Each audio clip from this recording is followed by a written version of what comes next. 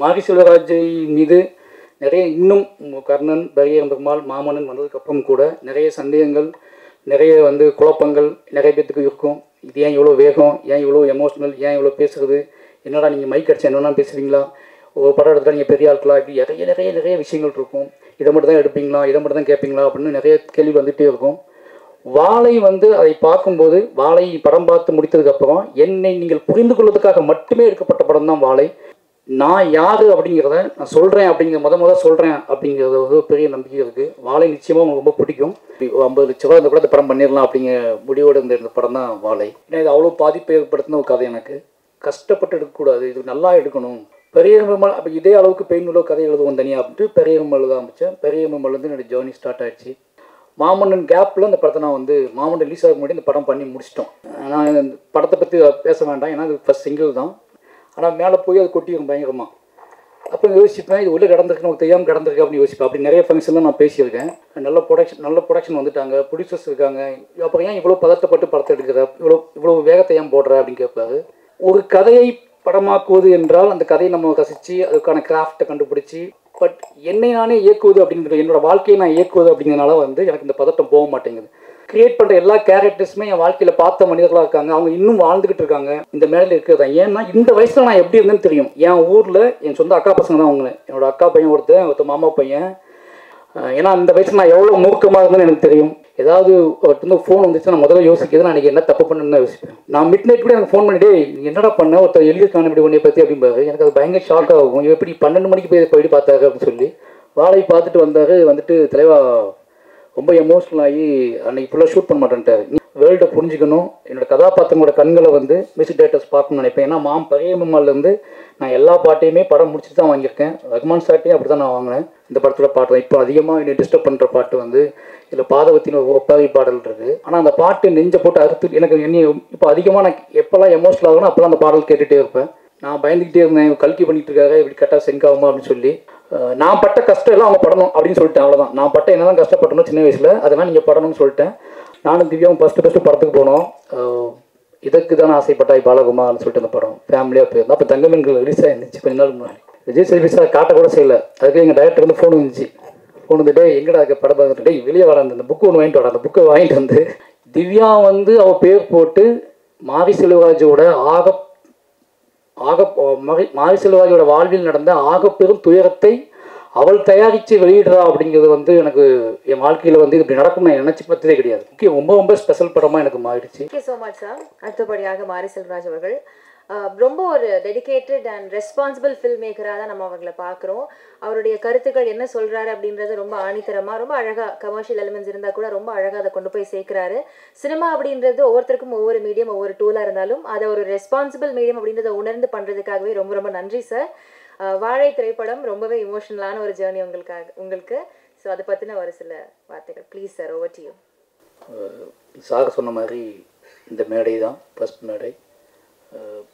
Plus நீங்கள் பெரிய பெருமாளை கொண்டாடின விதம் தெரியும்.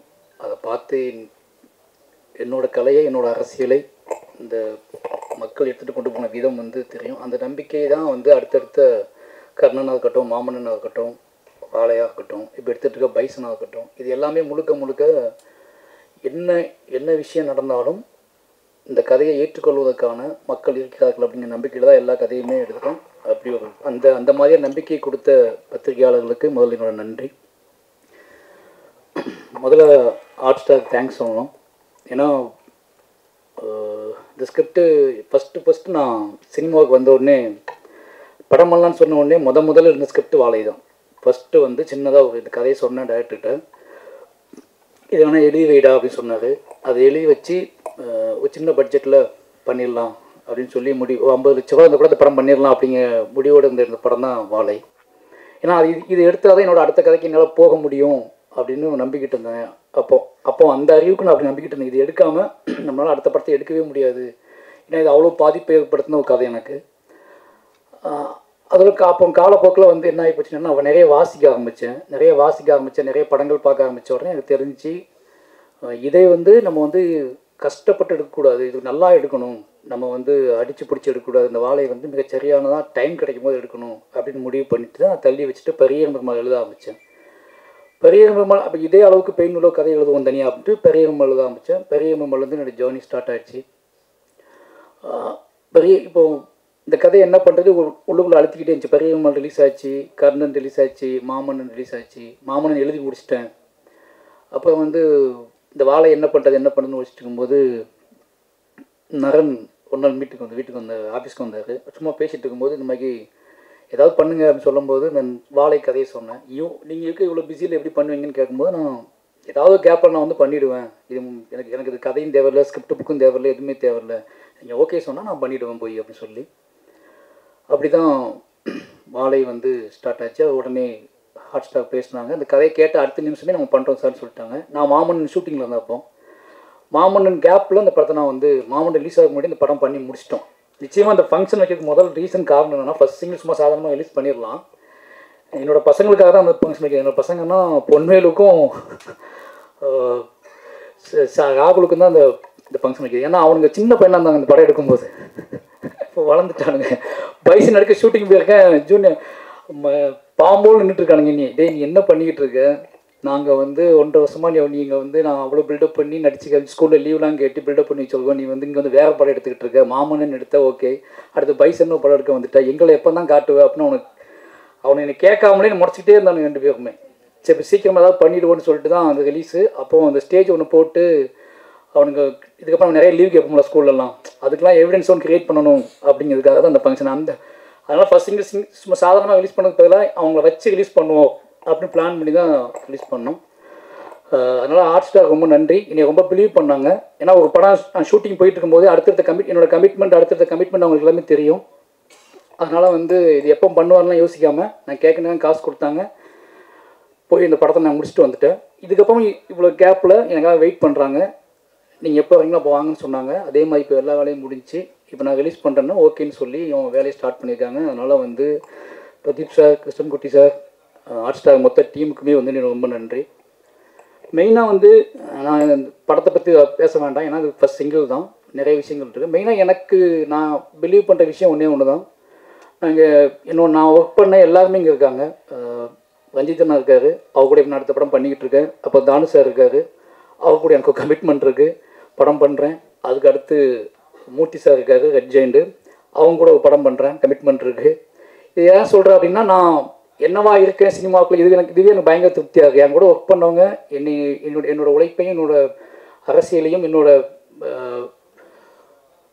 சினிமா கலையின் மீது எனக்கு இருக்கிற விஷயத்தையும் புரிஞ்சுக்கிட்டு என்னை அரவணைச்சு அவங்க கொண்டு போயிட்டு இருக்காங்க. இந்த 4 பேர், இந்த 3 ப்ரொடியூசரும் இவங்க கூட இருந்து என்னை ஒரு ப்ரொடியூசராக பார்க்குறதும் சந்தோஷப்படுறதுமே முக்கியமான விஷயம். அடுத்தடுத்து அவங்க கூட ட்ராவல் பண்ணுறேன். அவங்க 3 பேர்த்துக்குமே ரொம்ப நன்றி. அடுத்து வந்து என்ன சொல்கிறது, என்னோடய இயக்குனர் ரஞ்சிதன் அடிக்கடி சொல்லிட்டே இருப்பேன், எல்லாத்தையும் சொல்லிட்டே இருப்பேன். உனக்கு ஏன் இவ்வளோ பதட்டம், உனக்கு ஏன் இவ்வளோ சிக்கல், ஏன் இவ்வளோ டென்ஷன் ஆகு, 4வது படம் வந்துட்டுலாம் அவன் பார்த்து பண்ணலாம்னு சொல்லுவாங்க. இப்போ கூட உதடு ஒட்டாஞ்சுக்க தான் பேச கூப்பிடுறாங்க. நான் நிறைய ஃபங்க்ஷனில் உதடு ஒட்டினாலே கான்ட்ரவர்ஷியலாக பேசி மாட்டியிருக்கேன். எனக்கு தண்ணி குடிக்காம முதல்ல ஒட்ட ஆரம்பிச்சிட்டுனா தகடாடன்னு ஏதாவது பேசிட்டு போயிடுவேன். பேசிட்டு கீழே போனதுக்கப்புறம் தான் பார்த்தேன் உள்ளுக்குலேருந்து வெளியிருந்து கொட்டியிருக்கும் ஏதோ ஒன்று. நான் போகும்போது ஹிடன் பண்ணிட்டு போயிருப்பேன், ஆனால் மேலே போய் அது கொட்டியிருக்கும் பயங்கரமாக.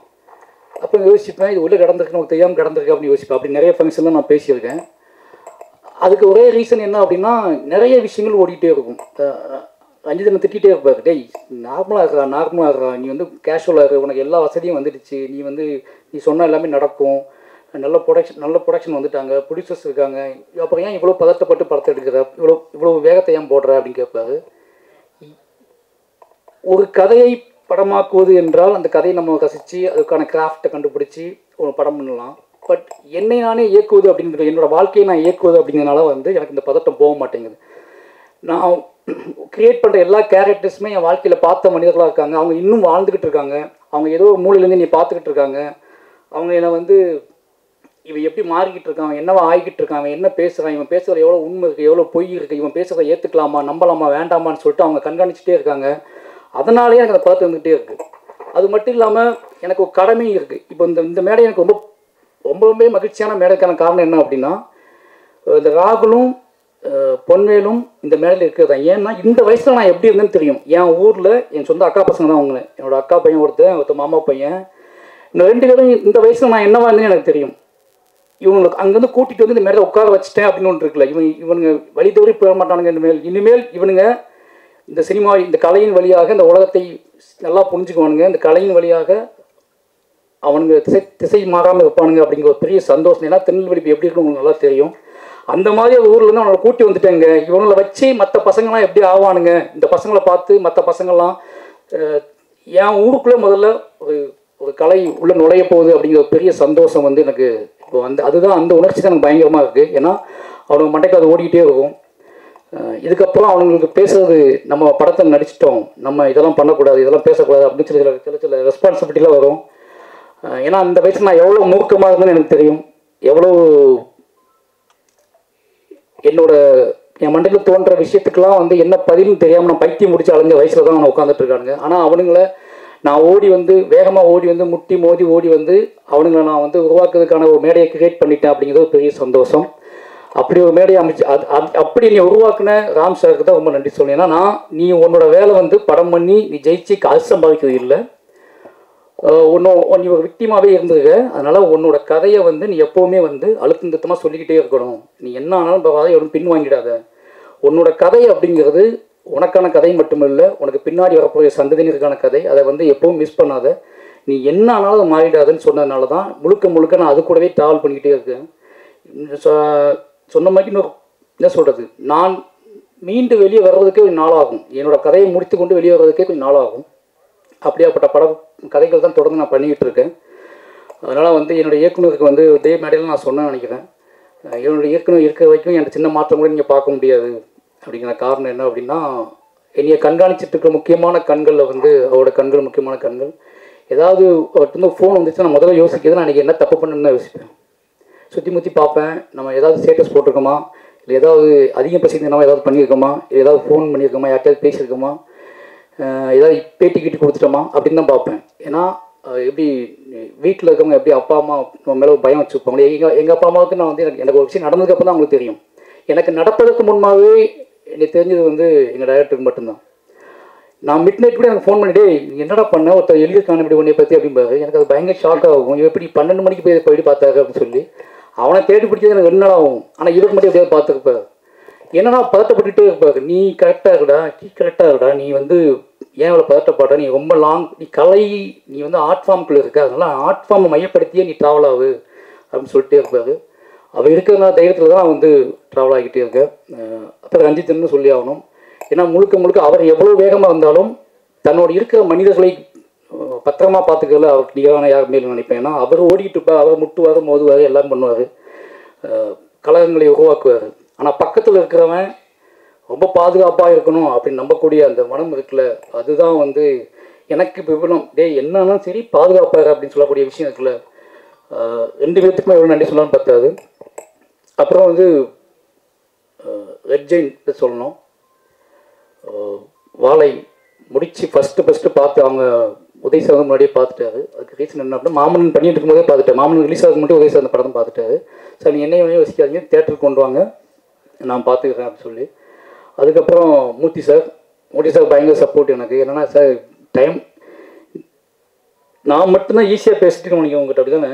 நான் மட்டும் தான் அதாவது எல்லாம் சொல்லுவாங்க படம் பண்ணி சண்டை போடாமல் சிரிச்சு வச்சுட்டு வர நீ தான் மூர்த்தி சார் கிட்ட அப்படின்னு சொல்லுவாங்க. ஏன்னா அவர் ரொம்ப மரியாதையை நீ பார்த்துக்கிட்டாரு. மாமன்னனாக இருக்கட்டும், மாமனோட வெற்றியாக இருக்கட்டும். இப்போ வாழை படம் பார்த்துட்டாரு. வாழையெல்லாம் மூர்த்தி சாருக்கு பிடிக்குமா அப்படின்னு ஒரு டவுட் இருந்துச்சு. ஆனால் படம் முடிஞ்சோடனே எனக்கு சொன்ன வார்த்தை வந்து, சார் எனக்கு ரொம்ப பிடிச்சிருக்கு சார், நீ பயப்படாதீங்க, இதை தேட்டருக்கு ரிலீஸ் பண்ணலாம் அப்படின்னு சொல்லி தான் ஸ்டார்ட் பண்ணாது. அதனால் ரெட் ஜெயிலுக்கு ரொம்ப நன்றி. அடுத்து வந்து திலீப் மாஸ்டர் சொல்லணும். ஏன்னா இந்த படத்தை எப்படி எந்த மாதிரி கொண்டு வரது, யார் சப்போர்ட் இருக்குது அப்படின்னு சொல்லிட்டு நான் வந்து கொஞ்சம் ரஞ்சித் டிஸ்டர்ப் பண்ணக்கூடாது, நமக்கு தெரிஞ்ச ஆட்களை யாரும் டிஸ்டர்ப் பண்ணக்கூடாது, நம்மளை ரொம்ப நம்பி நம்மளுடைய எமோஷனலாக ஆட்களை யாரும் டிஸ்டர்ப் பண்ணக்கூடாது, நம்ம வந்து ஒன்று நம்மளே பண்ணிவிடுவோம், இல்லை ரெட் பண்ண சொல்லுவோம், இப்படி தான் பிளான் பண்ணிகிட்டு இருந்தேன். ஒரு நாள் பைசன் ஷூட்டிங் வந்தது, வாழை காட்டுங்க எனக்கு அப்படின்னாரு. நான் ஷூட் பண்ணிட்டு இருந்தேன். அப்போ கேப்பில் வாழை பார்த்துருங்கன்னு சொன்னேன். வாழை பார்த்துட்டு வந்தார். வந்துட்டு தலைவா ரொம்ப எமோஷ்னல் ஆகி அன்றைக்கி ஃபுல்லாக ஷூட் பண்ண மாட்டேன்ட்டார், நீங்களே பண்ணிக்கோங்க, நான் கொஞ்சம் ஃப்ரீயாக விடுங்க அப்படின்னு சொல்லிட்டாரு. ஒரு 2 hours பட்டில் ஸ்பாட்டுக்கே வரல, உட்காந்துட்டே இருந்தார். அதுக்கப்புறம் வந்தார்.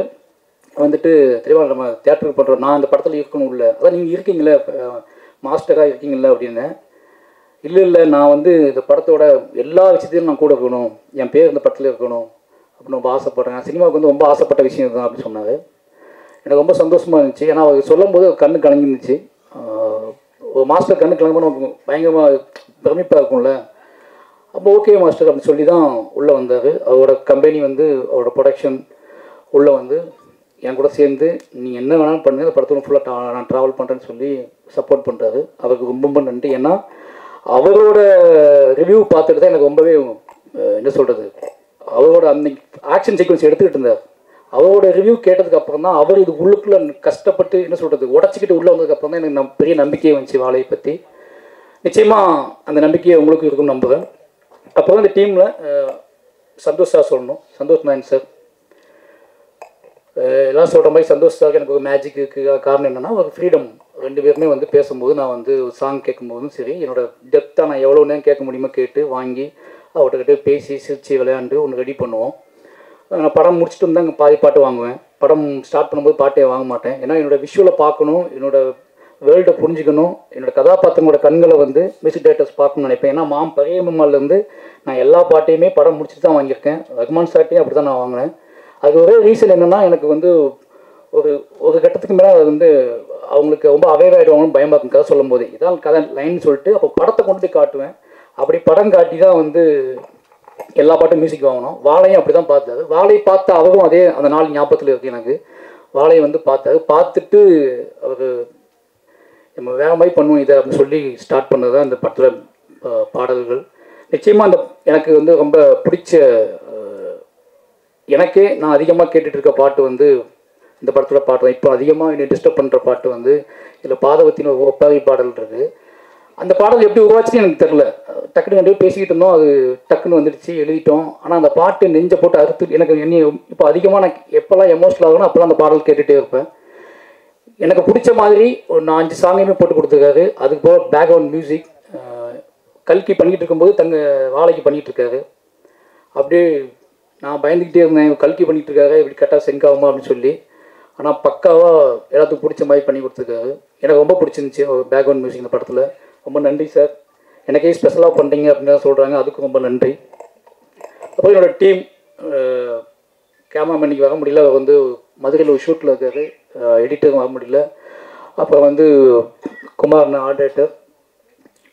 எல்லாருமே எனக்கு வந்து இது என் படம் என்னோடய விஷயம் அப்படின்னு புரிஞ்சுக்கிட்டதுனால ரொம்ப எமோஷ்னலாகவே எல்லாமே வேலை பார்த்தோம். என்னோடய ஆர்டிஸ்ட்டு நிகிலா அமல், அப்புறம் திவ்யா துரைசாமி, அப்புறம் கலையரசன், இவங்க எல்லாருமே என்ன பண்ணாலும் ஒரு கட்டத்தில் வந்து விடமாட்டார். இதுதான் இந்த படத்தை எடுத்ததுக்கான காரணத்தை புரிஞ்சுக்கிட்டாங்க. இந்த பட கதை என்ன மாதிரியான கதை, இது யாரோட கதைன்னு தெரிஞ்சுக்கிட்டு எல்லா டைமும் என்னோட முகத்தை பார்த்துட்டே இருப்பாங்க. இவன் வேற ஏதாவது யோசிக்கலாம், இது வந்து சினிமாவாக நடக்காது, நம்ம சமாளிக்க முடியாது அப்படின்னு தெரிஞ்சுக்கிட்டு எனக்காக நான் சொன்னது எல்லாமே செஞ்சாங்க. எல்லாமே ரொம்ப கஷ்டப்பட்டு நடித்தாங்க. இதில் வந்து நிகிலாவுக்காவது கொஞ்சம் ஈஸியான கேரக்டர் தான், ஆனால் ரொம்ப நல்லா பண்ணியிருக்காங்க.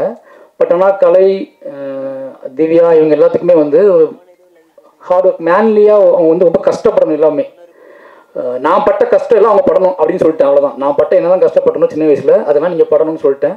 அதனால் அவங்க ரொம்ப கஷ்டப்பட்டாங்க. எந்த நடிகர்களும் செய்ய மாட்டாங்க, அதை கண்டிப்பாக செய்ய முடியாது. கிட்டத்தட்ட கலையரசன் வந்து 100 கிலோ வெயிட்டு தள்ள தூக்கிட்டு இருந்தார். 100 கிலோ கண்டிப்பாக. ஒரு 5 தாக்குனா 100 கிலோ வரும்ல, 5 வாழை தாக்குனா 100 கிலோ வந்துடும். அது மாதிரி திவ்யா துரைசாமியும் வந்து ஒரு 60 கிலோ 70 கிலோ தூங்கியிருப்பாங்க படம் ஃபுல்லாகவே. அது என்ன அப்படின்னா அவங்க கழுத்து பிளக்கணும், இது எல்லாமே வந்து ட்ரைனிங் கொடுத்து அதை போய் சகதி, இது எல்லாம் நிறைய விஷயங்கள் இருந்துச்சு. எல்லாமே மாரி செல்வராஜ் அப்படிங்கிற ஒரு பையன் மேலே ஒரு டைரக்டர் மேலே இந்த மரியாதை மட்டும்தான் ஒரே ரீசன். ஏன்னா யோசிச்சு எனக்கே ஆச்சரியமாக இருக்கும். ஷார்ட்டில் ஃப்ரேம் வச்சு பார்த்துட்டு இருக்கும்போது தள்ளி தாக்கத்துக்கிட்டு நடந்து போயிட்டுருப்பாங்க. அது இடையில என் மக்கள் நடந்து போயிட்டுருப்பாங்க, என் மக்களுக்கு நடையில் இவங்க நடந்து போயிட்டுருப்பாங்க. அதை பார்க்கும்போது ரொம்ப ஆச்சரியமாக இருக்கும். எனக்கு ஊர்காரமாகவே போயிட்டுருப்பாங்க, பாவமாக இருக்கும். இறக்கி வச்சதுக்கப்புறம் அப்படியே கழுத்து மெதுவாக திருப்பி பார்ப்பாங்க. திருப்பி ரீடேக் வந்துடுமோங்கிற பயம் வந்து அவங்களுக்கு பயங்கரமாக இருக்கும். ஆனால் ரீடேக் வந்துடும், திருப்பி தூக்கிட்டு போவாங்க. ஏன் அவங்களுக்கு ஒரு பெரிய உந்துதாக இருந்துச்சுன்னா அந்த பசங்க இதே வெயிட்டை இதே விஷயத்துல பசங்க சமைக்கிறாங்க அப்படின்னு பார்க்கும்போது அவங்களுக்கு இன்னும் சப்போர்ட்டிவாக இருந்துச்சு. எல்லாருமே ஓப்பனாக சொல்லணும் அப்படின்னா நிறைய வேலை வாங்கியிருக்கேன். அந்த வேலையை அந்த எமோஷனில் புரிஞ்சுக்கிட்டு எல்லாருமே ரொம்ப ஹார்ட் ஒர்க் போட்டு இந்த படத்தை பண்ணி கொடுத்துருக்காங்க. அதனால் எவ்வளோ என்னோட மொத்த டீமுக்கு வந்தும் ரொம்ப நன்றி சொல்லணும். அப்போ என்னோட நவி ப்ரொடக்ஷனோட ப்ரொடியூசர் திவ்யா செல்வராஜ், அவங்க இப்போ தான் என்ன கேட்டாங்க, என்னது இது நானாக ப்ரொடியூசரு மேலே போகணுமா அப்படின்னு கேட்டாங்க. இந்த படத்தில் காஸ்டியூம் டிசைனராக வந்து அவங்க திவ்யாவோட தங்கச்சி தான் சொர்ணா வந்து அவங்க பண்ணியிருக்காங்க. பண்ணதானே அது என்னோட ஊர், அது என் ஊர், அவங்க சேலம். அவங்க எப்படி காஸ்டியூம் டிசைன் பண்ணியிருப்பாங்கன்னு யோசிச்சு பாருங்க. அவங்க பண்ணியிருக்காங்க. அவங்க நன்றி அளிக்கிற பர்த்டே, ஹாப்பி பர்த்டே. திவ்யா வந்து எனக்கு நல்லா தெரியும். நாங்கள் லவ் பண்ண காதலிக்க ஆரம்பித்த காலகட்டத்தில் சினிமாவுக்கு டிக்கெட் வாங்கி ஒரு நாள் நல்லா ஒரே ஒரு விஷயம் சொல்லணும். ஒரு விஷயம், நானும் திவ்யாவும் ஃபஸ்ட்டு படத்துக்கு போனோம். இதற்கு தானே ஆசைப்பட்டாய் பாலகுமார்னு சொல்லிட்டு அந்த படம் ஃபேமிலியாக போயிருந்தோம். அப்போ தங்கமீன்கள் ரிலீஸ் ஆகிருந்துச்சு, கொஞ்ச நாள் முன்னாடி ரிலீஸ் ஆகி முடிச்சிருந்துச்சு. அப்போ தான் ஃபஸ்ட் டைம் படத்தை கூட்டி போயிருந்தேன். உள்ளே உட்காந்து படம் ஆரம்பிச்சு விஜய் சேதுபதி சார் காட்டக்கூட செய்யலை. அதுக்கு எங்கள் டைரக்டர் வந்து ஃபோன் வந்துச்சு. ஃபோன் வந்துட்டு எங்கடா அதுக்கு படம் பார்த்துட்டு வெளியே வர அந்த புக்கு ஒன்று வாங்கிட்டு வரேன். அந்த புக்கை வாங்கிட்டு வந்து அது என்ன இருக்கான்னு பார்த்து சொல்கிறேன் அப்படின்னு சொன்னார் என்கிட்ட. நான் எழுந்துச்சி வெளியே வந்துட்டேன். எழுந்துச்சி வெளியே வந்து அப்போ நான் புக்கை தேடி கண்டுபிடிச்சி புக்கை பேசி நானும் சாரும் பேசிகிட்டே இருந்து படமே முடிஞ்சிருச்சு. எங்கள் படம் முடிச்சுட்டு வெளியே வந்தாங்க. அப்போ தான் அவங்களுக்கு வந்து சினிமாவுக்குள்ளே இருந்துக்கிட்டே சினிமாவை பற்றி ரெண்டு டைரக்டர் வந்து பேசிகிட்டு இருக்கிற விஷயம்லாம் அவங்களுக்கு பயங்கர ஷாக்காக இருந்துச்சு. ஏன்னா ஒவ்வொரு படத்துக்கும் டிக்கெட் கேட்டு கெஞ்சுவாங்க என்கிட்ட. நான் இப்போ சென்னைக்கு வந்துட்டேன்ல, அஸ்டேட் நினச்சா எல்லா படத்துக்கும் டிக்கெட் வாங்கி குடிக்கவும் நம்புறது இருக்குல்ல. நானே தங்கமீன் மாதிரி எங்கள் டைரக்டர் வேலை பார்த்துட்டு இருக்கேன். அவங்க கேட்குறது எந்த டிக்கெட் கேட்பாங்க. அந்த அதுக்கு நான் எங்கே போய் பார்ப்பேன். ஆனால் கஷ்டப்பட்டு எப்படியோ யார்ட்டையாவது சொல்லி டிக்கெட் வாங்கி கொடுப்பேன். அவங்க கூட்டத்துக்குள்ள நெளிஞ்சு போய் பார்த்து வருவாங்க. சினிமா பிரியர்களாக இருந்தாங்க ரொம்ப. எனக்கு அதுதான் கல்யாணம் பண்ணது ஒரே ரீசன். அவங்க அம்மா, அவங்க வீடு, 3 பேருக்குமே கலையை நேசிக்கக்கூடிய ஆட்களாக இருந்தாங்க. கலையை நம்புனாங்க. கலையின் வழி யார் உரையாடினாலும் ஒரு ஆர்ட் ஃபார்ம் வழி பேசக்கூடிய மனிதர்களை ரொம்ப ரொம்ப நம்புனாங்க. என்கிட்ட அது ரொம்ப தாராளமாக இருந்துச்சு. அதனால ரொம்ப தாராளமாக நம்பிட்டாங்க. இன்றைக்கி நான் எனக்கு ரொம்ப சந்தோஷம் சொன்ன மாதிரி எனக்கு வந்து ரொம்ப எமோஷனலான ஒரே ரீசன் என்னென்னா, நம்ம ஏதோ செஞ்சுருக்கோம், ஒரு நாடக காதலின் வழி நம்ம ஏதோ ஒன்று செஞ்சுருக்கோம் அப்படின்னு ஒன்று தோணுச்சு எனக்கு. நாடக காதல்னா உங்களுக்கு புரிஞ்சிருக்கும். சாதிமுகத்தம்னா நாடக காதல். அப்போ ஒரு நாடக காதலின் வழி நம்ம ஒன்று பண்ணியிருக்கோம் அப்படிங்கிறது வந்து பயங்கரமான சந்தோஷமாக இருந்துச்சு. அந்த வகையில் வந்து இன்றைக்கி என் வாழ்க்கையில் முக்கியமான நாள். என்னுடைய காதலி, என்னுடைய திவ்யாவை வச்சு இந்த படம் அவள் மேடையில் வச்சு அவரோட பேர் போட்டு இந்த படம் வருது அப்படிங்கிறது என்னோட கதை. திவ்யா வந்து அவள் பேர் போட்டு மாரி செல்வராஜோட மாரி செல்வராஜோட வாழ்வில் நடந்த ஆகப்பெரும் துயரத்தை அவள் தயாரித்து வெளியிடுறா அப்படிங்கிறது வந்து எனக்கு என் வாழ்க்கையில் வந்து இப்படி நடக்கும் நான் நினச்சி பார்த்ததே கிடையாது.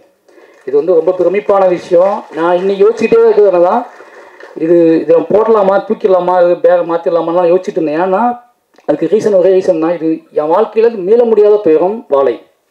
நான் இன்றைக்கி மீள முடியாத துயரம் தான் வாழை. இதை வந்து நம்ம திவ்யா மனைவி பேர் போட்டு பண்ணுறமேனு யோசிச்சுட்டே இருந்தேன் ரொம்ப நாளாக யோசிச்சுட்டே இருந்தேன். அப்போ இதுதான் கரெக்டாக இருக்கும், என் பிள்ளைங்களுக்கும் என்னை புரிந்து கொள்பவர்களும் இது ரொம்ப முக்கியமான விஷயமா இருக்கும்னு நம்பி தான் இது செஞ்சோம். அதனால் இது ரொம்ப ரொம்ப ஸ்பெஷல் படமாக எனக்கு மாறிடுச்சு. கடைசியாக சொல்லணும்னா ஒன்றே ஒன்று தான். எல்லாருக்கும் நன்றி. கடைசியாக சொல்லணும் அப்படின்னா ஒன்றே ஒன்று தான்.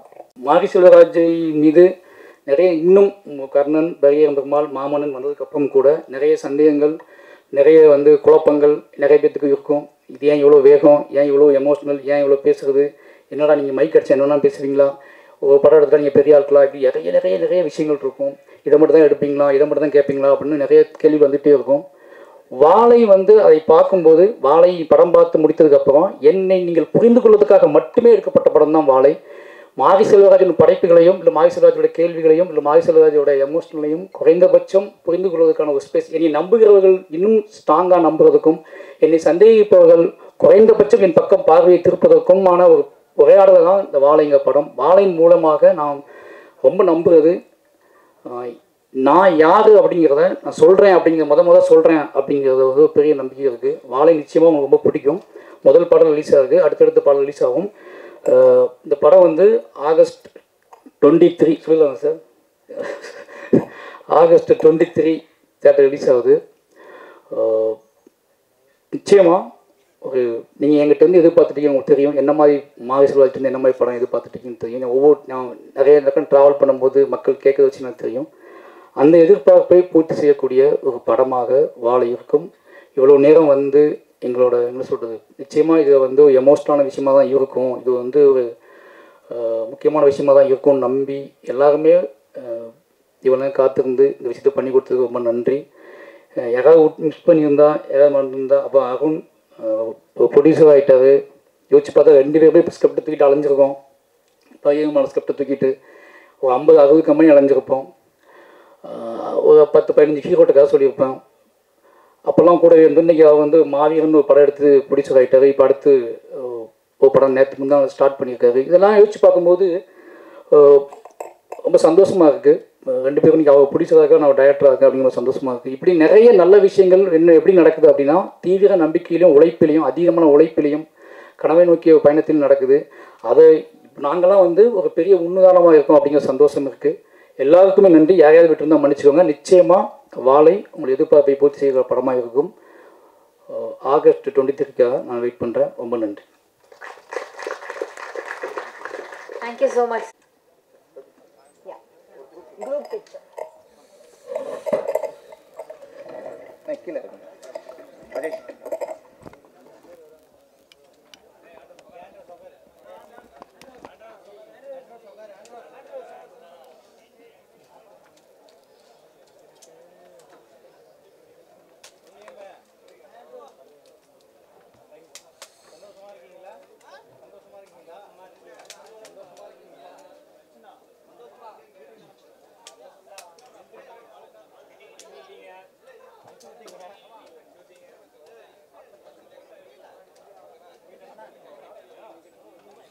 ఎంత కేపులు ఉందా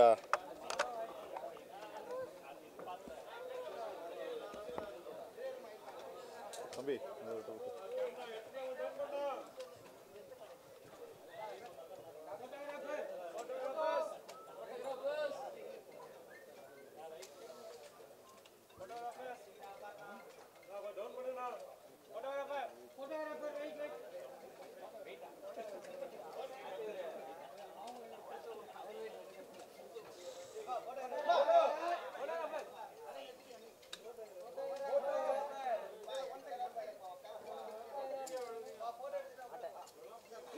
இது பண்றது ஹலோ அம்மிச்சனா